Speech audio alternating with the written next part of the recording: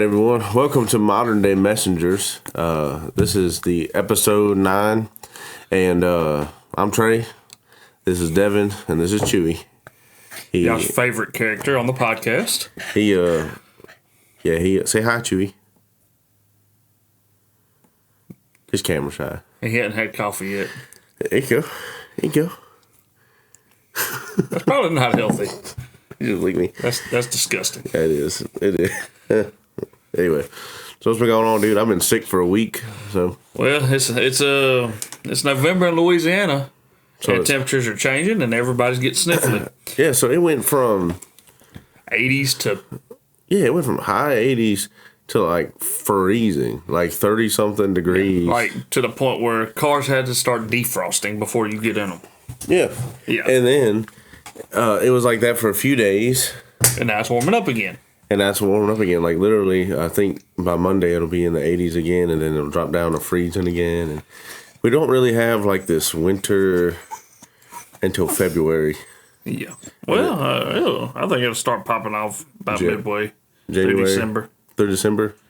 I hope so. But there's several times, if you're not from Louisiana, or if you are, you can probably relate to this. But a lot of Christmases are 75 and sunny.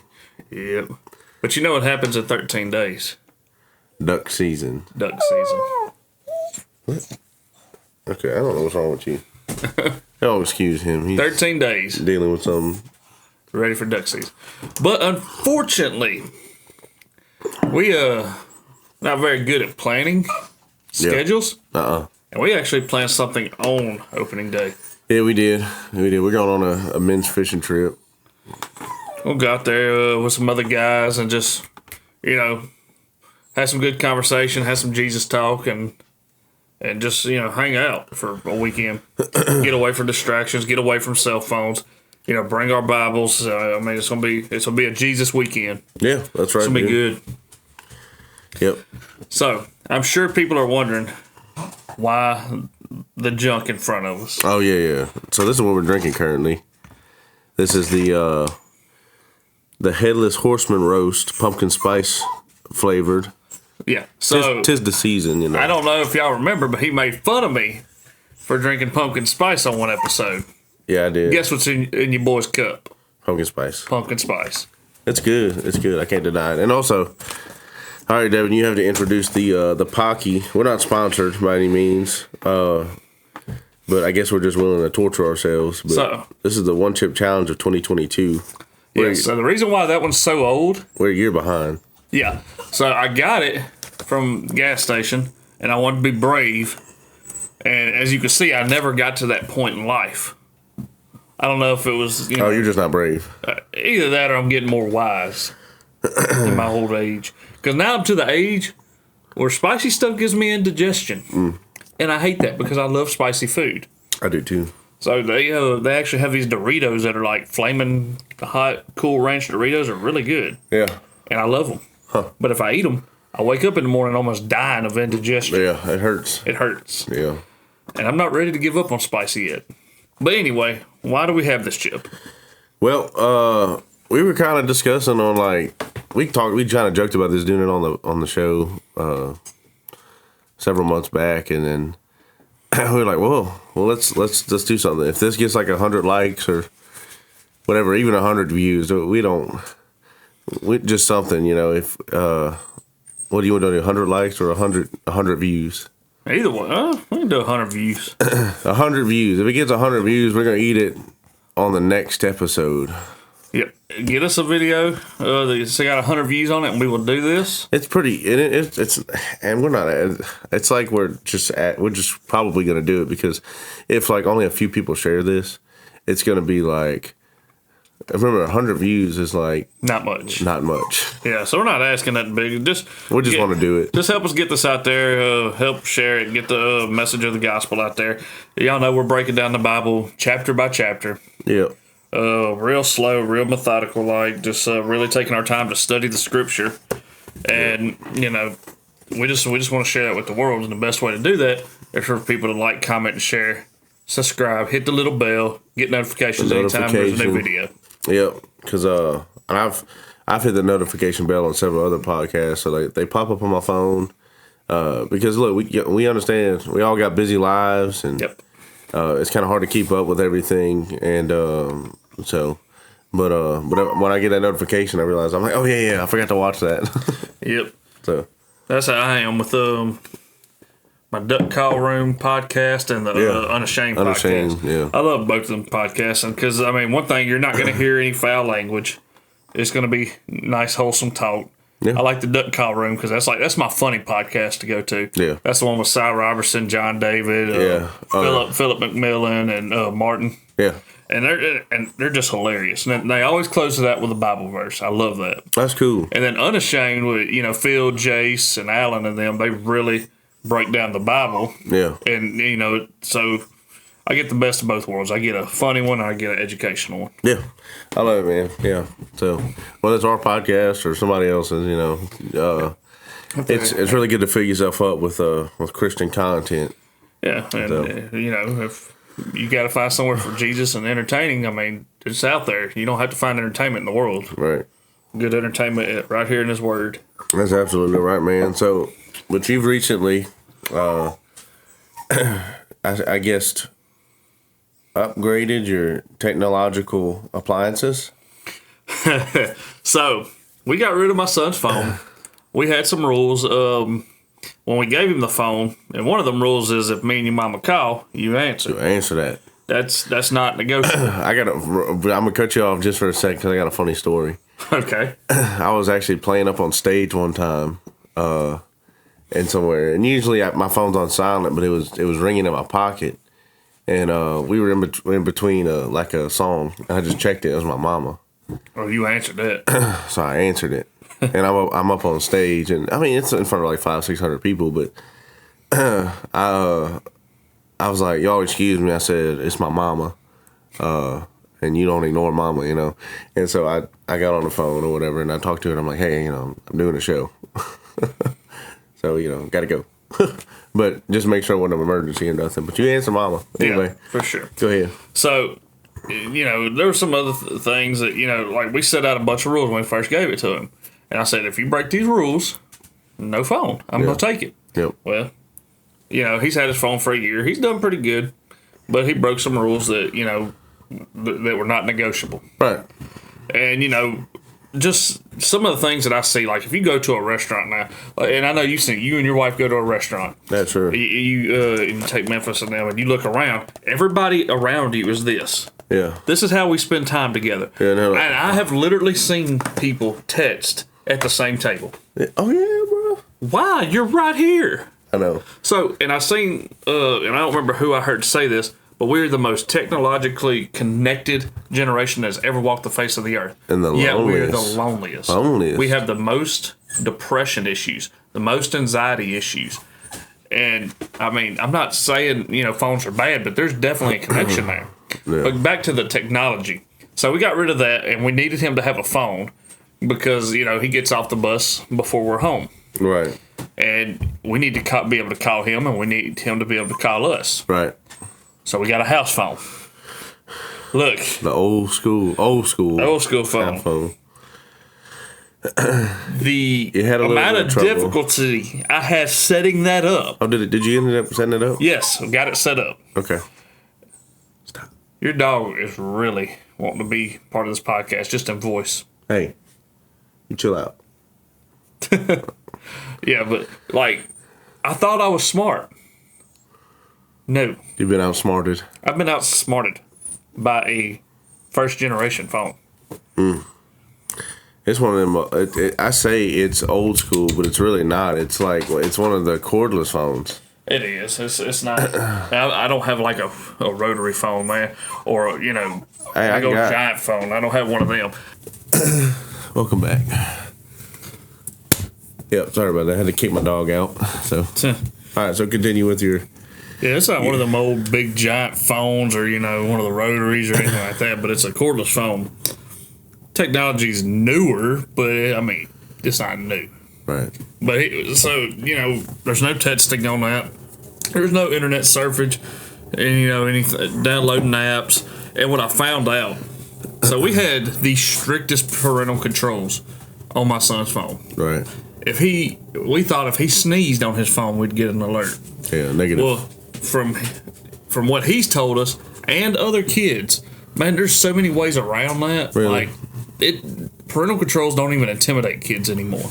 Huh. And the thing is, if they can get around it, I can't see what's being poured into them by a screen. Right. And you've seen it. There's studies that say that kids at my son's age, they spend up to 9 hours a day. Is that like an average? Yeah, it's like an average, obviously. That's it's not true for every single kid in every situation. But then you think about it, and they go to school. They don't even too much write on pen and paper no more, or pencil and paper. Yeah. It's Chromebook. Really? Yes, he has a Chromebook that he has to charge every night that he goes home or he goes to school with, and he does his work on a Chromebook. He comes home, he does his homework on a Chromebook, and then he's right back in front of a screen. Like, his whole day is surrounded by screen time. And it's just, I think it's too much. Well, that's a lot different than when I was in school. Yes. We were on the old school, like, what is those big computers? You know what I'm talking about? Mm-hmm. You like the desktop was like this big, and then the screen was like really deep and like a big old box. Yeah. And like, you know, we had a typing class or whatever. And I had typing class, but that was the only time I'd used the computer. Yeah. I think that was a little bit more new. But anyway, we got a lot of stuff going on in November. Sure, we got tons of. Everybody's born in November. I mean, my wife has a birthday this year. My son has a birthday. Well, your wife has a birthday every year. That's right. Excuse good me. Lord willing, and the creek don't rise. She has a birthday this month, and so does my son. So does your daughter. So does my daughter. Yeah, that's today. No, we are celebrating it today. Okay, right. So she doesn't know this, but she doesn't watch the podcast, so I can tell. Well, we're taking her to the zoo. Yeah, I'll be releasing this tomorrow. So unless she has some kind of like, you know, secret phone, and then we gotta ninja chop her. Yeah. No, but you got your wife's and you got birthdays all through your family. I got quite a few in mine this month. I got my mom, a cousin, and my daughter. Yeah. And then we have Thanksgiving. I mean, I love Thanksgiving, if y'all can't tell. Yeah, that's your right. boy don't miss a Thanksgiving. Yeah, that's right. Speaking of being big bellied, my father-in-law was talking about you yesterday. Oh, Lord. He was talking about how you walked in Walpole where he works. He goes, Trey done got a little bit of a belly on him. Yeah, man, I got a dad bod thing going on now. I used to be, 6 foot, and 215 pounds, pretty lean machine, and well, now I'm 260. It happens. So I carry it fairly well, but there's a lot of weight on you, boy. Yeah. Join the club. Yeah, join the club. What's up, y'all? I've been here for a long time, baby. Yeah. Not only that, but we also have a speaking engagement we have coming up at the Rotary Club. Yeah. So we actually got the opportunity to go speak to a Rotary Club group. And, I'm gonna pull up my calendar, but I believe that's Thursday. Next Thursday. Yeah. The 9th? No, it's the 10th. Is it 10th? Yeah. Okay. Yeah. So what we're gonna be able to talk about is we're gonna be talking about the prison ministry, Broken Chains ministry. Yeah. And we're also gonna be talking about Men of Courage. Yeah. And just give a little short speech, talk to people about what it is, what to do, how to help get involved, and that sort of thing. Yeah. And what else do we have going on opening day of duck season? Oh, we already talked about that. Yeah, we did. But the men's fishing trip that we're doing, which we're basically just gonna go into the woods, in the wilderness, and just spend some time with Jesus. Amen. Alone in the woods. That's a good time of solitude, man. There's something about it. If you haven't experienced it, I mean, we don't know where everybody lives, but yeah, city folk don't really have a option to do that. Well, but if you're around the country area, go travel to the country area. And it just kind of plays into what God has called, I believe, both of us kind of into the setting of is this outreach ministry. Yeah. Not just being content with keeping Jesus in church in the contents of 4 walls. And yeah, that's right, in the contents of 4 walls, because The church is meant to go out and be mobilized. Yeah, yeah. And I like the way that our church does it. Is they're training up people and mobilizing the church. Yeah. To go out and preach the gospel. Yeah. Everywhere, man. Everywhere. So anyway, thanks for joining in, y'all. We're starting up in Luke 7. We got a couple of things. We may end up splitting it out depending on how time goes, but we got a couple of things for sure we want to talk about. I know we're talking about Jesus heals the centurion's servant, and then Jesus raises the son of the widow of Nain. Is that what that is? Nain? Don't let me try to get pronunciation right. Okay. But we can. We're just gonna go with Nain. Yeah, we'll just go with that. All right, but starting in Luke 7, verse 1, it says, "Now he concluded all his sayings in the hearing of the people. He entered Capernaum." Wait. All right, starting in Luke 7, chapter 1 right here. It said, "Now when he concluded all his sayings on the hearing of the people, he entered Capernaum. And a certain centurion servant who was dear to him was sick and ready to die. So when he heard about Jesus, he sent elders of the Jews to him, pleading with him to come and heal his servant. And when they came to Jesus, they begged him earnestly, saying that the one for whom he should do this was deserving. For he loves our nation and has built us a synagogue." Then Jesus went with them, and when he was already not far from the house, the centurion sent his friends to him, saying to him, "Lord, do not trouble yourself, for I am not worthy that you should enter under my roof." That's a pretty good point right there, that he humbles himself. "Therefore, I did not even think myself worthy to come to you, but say the word, and my servant will be healed."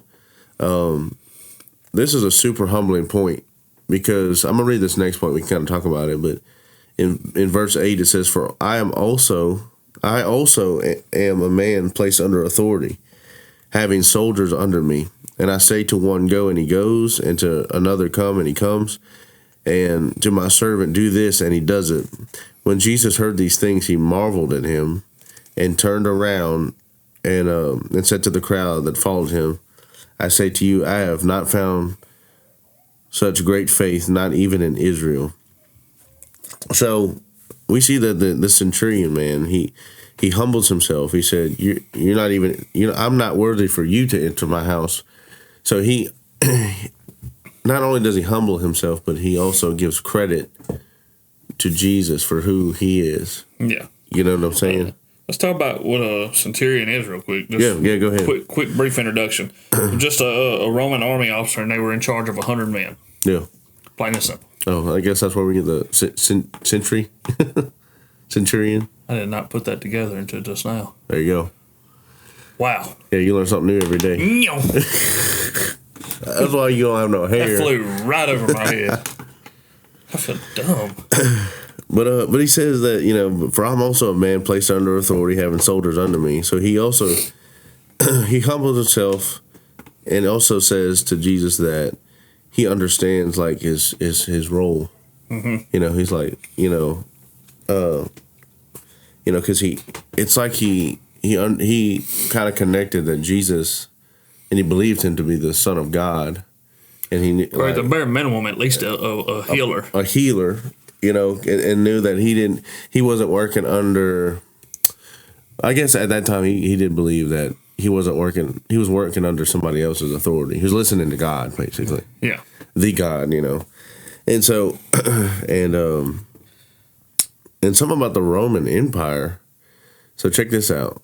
They had over 400 temples for pagan gods. Wow. And at that time, when this was written, their population around the Roman era, was around 1 million people. Goodness gracious. Yeah, it was something else. So kind of to give you a little context and historical narrative of the time and place, that's kind of what it was. So for this man to step out, now we were talking about this earlier, but this is not normal for him to come to a Jewish man. No, because I mean, you see that the Romans and Jews were not very, simpatico. Yeah, they wasn't going on camping trips in the wood to get closer to Jesus. Right. No, but in all seriousness, like there was some hostility there that and even the Jews believed that the Messiah would come and overthrow Rome. with a military power. Right. So I mean, there was definitely some I'm keep my eye on you kind of feelings. Right.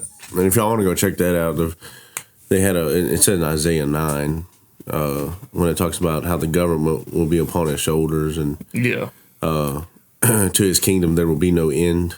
They were thinking about worldly kingdom, but we understand that Jesus said that my kingdom is not of this world. Excuse me. So, certainly.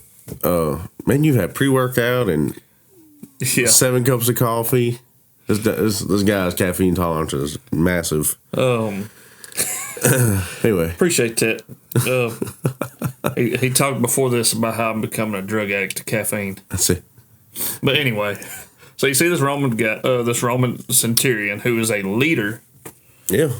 I just love how you said that he humbled himself. He did. Like, here's a guy who's in some authority. He's kind of an important person in the Roman Empire. Yeah, who they believe they were superior anyway. Right. But he goes, "No, I'm not that great. Whoop. I'm gonna humble myself." Right. And he said, not only did he say, "Hey, I know you could heal me or heal this guy, but you don't even have to be there to do it." Right. Say the word. That's what he said. Say the word. And because you have the authority to heal, your authority will come out and go and heal him. And then it said Jesus marveled at him, and I have a Strong's exhaustive concordance because that was gifted to me. I covered this in the last podcast, but anyway, I'm very thankful for that gift because it's helped me kind of break down Scripture a little bit more. But the Greek word is I think it's thaumazo, but it just means admire. So you can substitute that and with the literal translation and say that he admired at him or admired him. Yeah. And that's a pretty good recognition right there. Jesus admired you. Right. And he admires us all, but right. But he turned around and said to the crowd that followed him, "I say to you, I have not found such great faith, not even in Israel." Man. That's a lot, but you have to understand at this point that Jesus is he's pretty early on in the ministry. He has done some healings and casting out of demons, and we've seen a bunch of his teachings already that he's healing on the Sabbath and speaking against the religious leaders. So it's like we see he's kind of ruffling some people's feathers. Oh yeah, and but he's like shaking up their theology. He is, and he's but for like you said, a Roman soldier or centurion, to have the faith or to humble himself, to have the faith in this man to heal a servant. It said, and the servant was dear to him, so it had to be like his best friend, his BFF. All right, SpongeBob. Yeah. I'm singing a song in my head already. Don't do it. So, but picking up in verse 10 here, it said, "And those who were sent returning to the house found the servant well who had been sick." So we see that Jesus did follow through. He had a word. Now it's not at least right here in Luke's record. It's not recorded at like what did Jesus say. Is this anywhere else in the Gospels, Matthew, Mark? I don't have a reference number, but you have a study Bible. I was actually trying to look at that. Let me. Because you have a study Bible, you might have a.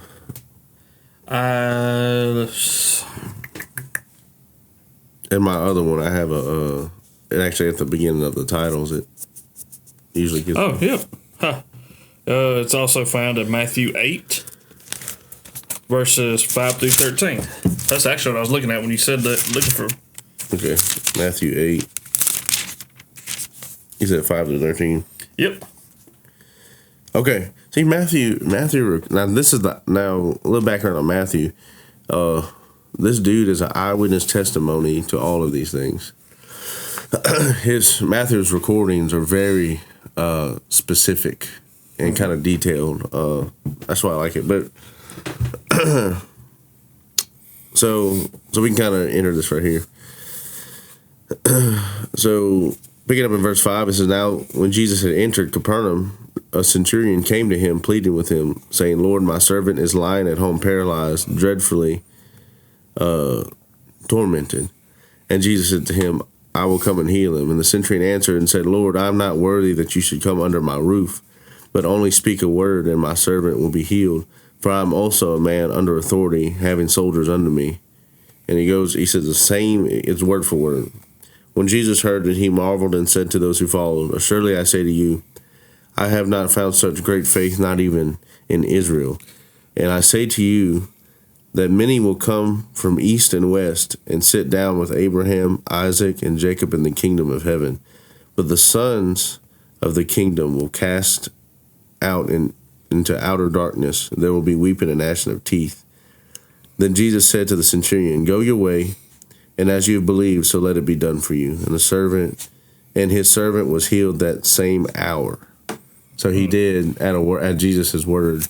He healed him. Credit to Luke on how well he recorded this. Remember, Luke is not an eyewitness. No, he's a physician. He's an investigator And a Gentile. He's a Gentile investigator investigating the claims of the gospel. Right. And he would not have recorded it if he would not have found it true. That's right. I'm sure, Luke talked to get this story. He talked to the disciples. Yeah. And he may have even went and found this centurion and talked to him. Yeah. And maybe found proof. I don't know this to be fact, but the way that he investigated and just the detail that he puts into this. So, you have Matthew, a direct eyewitness to Jesus. Yeah. I'm talking about, one of his disciples. And it matches incredibly well. Yeah. There was just only a couple other things when, like in verse 13, when Jesus said to the centurion, "Go your way, as you've believed, so let it be done for you." Yeah. And it says that his servant was healed that same hour. So we see that it was but Matthew's account is just ridiculously detailed. Yeah. I like that though. I think it's good to go through all four of the Gospels: Matthew, Mark, Luke, and John. See it from every perspective, and then And I like John's. I mean, you've talked about this just because of that very first few verses. That's right. At the beginning was the Word, and the Word was. There's a whole like the way John reads. It's pretty. It's so intimate, like how John writes his gospel, and just how like it's really it's all about love. So, but John's a really great book. Do you want to pick up in verse 11 and we'll read about the Raises a widow's son from the dead. Yeah. All right. Starting in verse 11. Now it happened that the day after that he went into a city called Nain. Yeah. And many of his disciples went with him in a large crowd. And when he came near the gates of the city, behold, a dead man was being carried out, and the son of his mother, and she was a widow. And a large crowd from the city was with her. When the Lord saw her, he had compassion on her and said to her, "Do not weep." Then he came and touched and opened the coffin, and those who carried him stood still. And he said, "Young man, I say to you, arise." So he went. So he who was dead sat up and began to speak, and he presented him to his mother. And fear came upon all of them, and they glorified God, saying, "A great prophet has risen up among us, and God has visited his people." And the report about him went throughout all of Judea and the surrounding region. Yeah, wow. So we see that in verse 12, they were carrying out this dead man who's been carried out. It says the only son of his mother. So she's a widow. She has no man. The only man in her life that was helping her out was her only son. Mm-hmm. And Jesus had compassion, said, "Do not weep." And so, and we kind of how the age, we kind of talked about this a little bit, but the age of this woman, it just, because of his only son, it says young man, I say to you arise, but. When we looked up in the Strong Concordance, the actual word for it, I can't remember the word, but what it meant is basically a person. Under 40. Between the ages of 13 to 40. Yeah. So, I mean, we don't have a direct age, but we have a general ballpark. Yeah, but we can kind of see the context here when it says that the a dead man was being carried out. Yeah, it didn't say young man or boy, so it could have very well been a 35-year-old dude. It could have so been. So we don't know that, but specifically, but around that, and so the way that this reads to me, and maybe it will differently to you. This seems more like of a miracle for her. Yeah. Not the boy. Now, don't get me wrong. He got risen from the dead. Jesus raised him from the dead. That's a miracle. But he said that he had. But it is because it said compassion on her. On her, and said to her, "Do not weep." Yes. Yeah. So I mean, this woman, her husband's dead. Yeah. Her young man of a son is dead, which. May even lead into believe she's past that age of childbearing. There's no chance for her to have another son or whatever. She may be past the age where anybody even wants to marry her. Right. So now she has to be dependent on herself. And a lot of times when women were in that situation, what did they do? They went to this. They prostituted themselves out. Oh yeah. Because they had to survive. Yeah. And it seemed like Jesus was like, hey, I know you're going through a cup full of suck situation, but don't weep. I love you. Right. Now, and let's talk about why I don't think this is a miracle necessarily for the boy. Now it is. I'm not taking that away. Right. But think about this. He's dead. Right. And I'm just being funny here, but he's up there in heaven chilling in his mansion. Right. And St. Peter or Jesus comes and knocks. Hey, I know you're here hanging out, with my Father in heaven, but I need you back on earth. Yeah. It's like, man, come on, I'm chilling. Yeah, I'm in a good place. I know it. Yeah, I'm just being funny though. But for real though, I think the miracle in this scenario was directed toward her. It was. It definitely was. I believe so. More so than him. And then I like how I tried to break this down a little bit in verse 16. It said, then fear came upon them all, or upon all, and they glorified God, saying, a great prophet has risen among us. So they did think that Jesus was a prophet at the time. Like I said, you see that comparison between, what Elijah and Elisha did in 1 Kings chapter 17 and 2 Kings chapter 4. Right. They raised little children from the dead. Right. So that would have been something they would have immediately recognized as something that a prophet could do. Yeah, right. Under the authority of God. Right, and that's why it kind of leads up into and we'll get to this, we're jumping ahead a little bit, but it gets into why when Jesus was asking, was it Peter? Mm-hmm. He's asking Peter, he's like, who do you say I am? And some people say that you're Elijah, and these prophets, and what else do they call him? A bunch of stuff. It was a bunch of names, but a prophet nevertheless. And he said, who do you say I am? And he's like, well, you're the Son of the living God. Takes away the sins of the world. Who takes away the sins of the world. And he's like, well, you couldn't have known that unless the Spirit revealed it to you, And so, but we see that they're thinking that he's a prophet with a good reason. I mean, that's kind of what they did. And God has visited his people because that's how they did it in the Old Testament. Yeah. And now I say Old Testament, it's all the same timeline really, but that's, I don't know if a prophet had been among them recently or like it's been a time gap, We don't really know. But it's weird. I just thought of this, like it just popped in my head. So that we're in the New Testament. Luke is found in the New Testament, correct? Yeah. But until he is put on that cross, still the Old Covenant. It's still the Old Covenant. So we're in the New Old Testament Covenant. We're in the New Old Testament Covenant. New Old Testament Covenant. Yeah. My brain just there's too much caffeine running through there. Hey, but look, I'm telling you, it is cool how this is all going to kind of come together, and y'all see it too. It's just a completion, and we've talked about that. Let's say it's a completion. And said that the word spread throughout everywhere, all the surrounding region.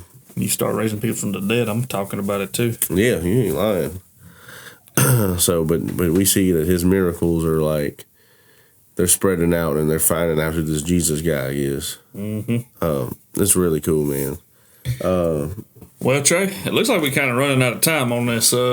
We got we dove deep into this scripture. Yeah. What we'll do is come back in episode 10, and we'll kind of pick back up on verse 18. Man, thank y'all so much for watching. So, just a reminder, 100 views. That's all we're asking for.